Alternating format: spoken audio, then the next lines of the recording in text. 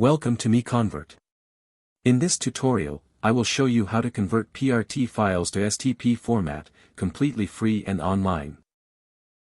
Open your browser and search for PRT to STP MiConvert.com. Click on the first result to go straight to the converter. You are now on the PRT to STP converter page. The interface is clean and easy to use. Let's upload a file. Click the Choose File button. A file picker will open.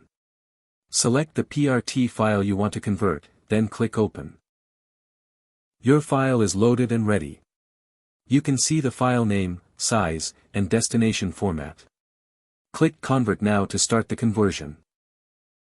The conversion is in progress. You can see the progress bar moving. This usually takes just a few seconds. Done. Your file has been successfully converted. Click Download to save the STP file to your computer.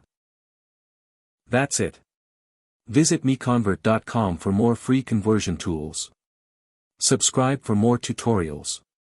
Thanks for watching.